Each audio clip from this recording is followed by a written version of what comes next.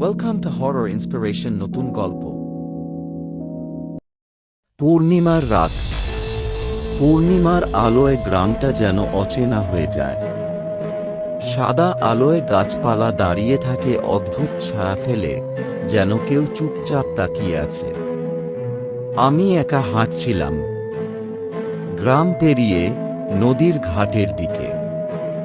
হঠাৎ কানে ভেসে এলো কারো ফিস ফিস, ফিরে যা। পেছনে তাকালাম, কেউ নেই, কেবল চাঁদের আলোয় নিজের ছায়াটা লম্বা হয়ে মাটিতে নড়ছে। হঠাৎ মনে হলো ছায়াটা আমার সঙ্গে মিলছে না। আমি দাঁড়িয়ে গেলেও ছায়াটা হাঁটছে। গলার ভেতর শুকনো কাঁটার মতো কষ্ট হচ্ছিল। হাঁটতে হাঁটতে শ্মশান ঘাটে পৌঁছলাম। সেখানে ভাঙা এক চিতা আগুন জ্বলছে, অথচ গ্রামে তো আজ কারো মৃত্যু হয়নি। আগুনের লেলিহান শিখায় আমি স্পষ্ট দেখলাম ছাইয়ের ভেতর থেকে আমারই মুখ ভেসে উঠছে। চোখ দুটো রক্তের মতো লাল, আর ঠোঁটে অদ্ভুত হাসি। আমি চমকে উঠে পেছনে ফিরতেই দেখলাম আমার ছায়াটা আর মাটিতে নেই। ছায়াটা দাঁড়িয়ে আছে সামনে, আমার মতোই দেখতে। সে ঠান্ডা গলায় বলল, আজ পূর্ণিমা, তাই তোকে নিতে এসেছি। ছায়াটা আমার সামনে দাঁড়িয়ে, ঠিক আমার মতো, কিন্তু চোখ দুটো ফাঁকা গর্তের মতো কালো। আমি পিছিয়ে যাচ্ছিলাম, কিন্তু পা যেন মাটিতে আটকে গেছে।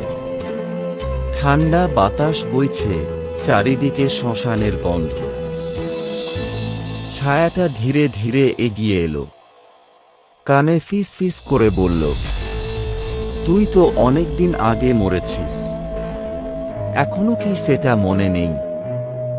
মাথার ভেতর বজ্রপাতের মতো শব্দ হলো।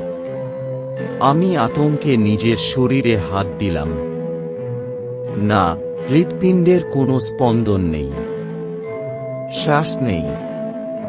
হঠাৎ মনে পড়ল, ঠিক 1 বছর আগে এই একই পূর্ণিমার রাতে আমি নাকি এখানে নদীতে ডুবে গিয়েছিলাম।